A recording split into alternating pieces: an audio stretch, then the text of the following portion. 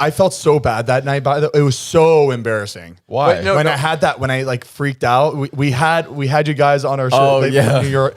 We had them as a guest on our show, and I literally had a fucking panic attack. Of course, I don't know why. I've had it like twice before recording, and of course, it was on your guys' episode, and I felt so bad. No, I felt bad. I got through it. I felt bad because I didn't know how to tell you that like we don't care. Like you can take 6 hours if you want, and we're gonna be completely fine at the end of this to film afterwards. Like I could tell you're having like your moment and a panic attack. I was like, I just hope he doesn't think that we're like being like, I don't care. Like, dude, take your time. We're gonna be fine. Like we'll sit here forever. It's mainly not even you guys. Like I just feel like, oh, I'm not gonna perform tonight. Like I'm gonna be silent the whole time. I'm gonna like overthink everything. So it's really my own brain, like my own thoughts. Where it just, I thought it was a fantastic podcast. It turned out great. But because your friend gave me her little medication, which was great. I feel like that fixed it, right? I remember taking it. I was like, damn, you did helped. great. No, you should get prescribed that. It's just anxiety medicine. I know. I get so scared being like About taking what? shit like that every day. I don't know. No, you know what you should do? You should give it to Heath, and then he can't give it to you unless you're having a panic attack. Honestly.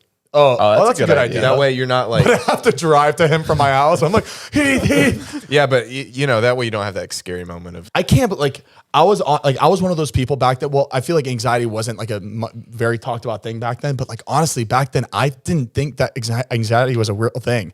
Like we all get nervous. Yeah. Before a test or before a big speech, whatever. I thought people were taking that and making excuses out of it. And then as soon as I started getting like panic attacks and like freaking out every second of the day, I was like, oh my God, this is fucking real. This is what anxiety is. Yeah. Or the great example was what I feel when I'm on a plane the entire time until the second I get off. Someone I remember one of my friends told me that. They were like, well, you know what you feel the entire time on a plane? And then as soon as you get off, you're good. Someone with anxiety, you never get off that plane. You're always flying. Do you have really bad anxiety on planes? Holy shit. I feel like we're going to die every time I'm on a plane. God. Yeah.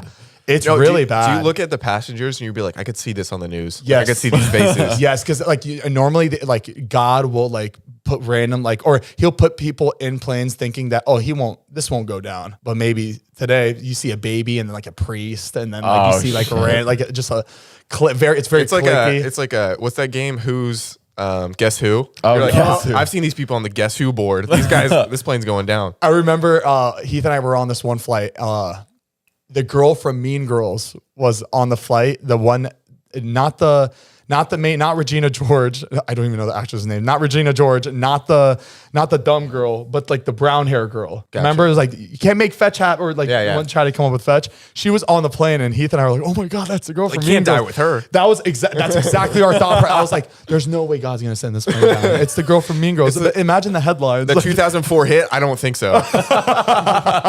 No way. And then another flight where I felt really good about was Sebastian Maniscalco. He was on the plane. I was like, "There's no way." Dude, so funny. I just watched, I had never seen any of his specials until after I just edited your most recent episode, and Heath and Mariah had just seen him live, and they were raving about him. And so I was waiting for the episode to export, and I was like, let me just throw it on Netflix. That's what we wanted for people to go watch it. Dude, after 100%. I went and watched it, and I remember Mariah was talking about in the podcast, she was like, he's so funny because he brings up very specific moments that you have in life that you never think that other people experience. Yeah.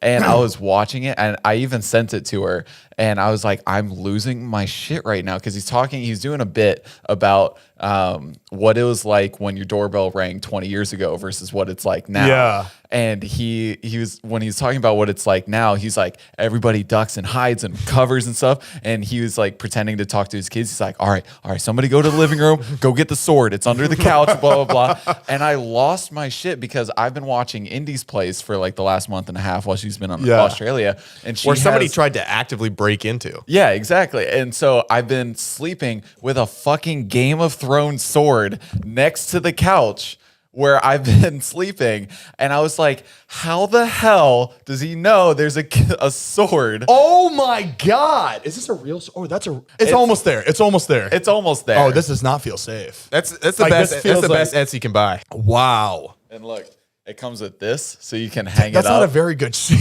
That's not a very fucking good shield. Damn, this is like, dude, people back then fucking, this is. They got after it. This is crazy. Just like, Dude, they're just swinging that around.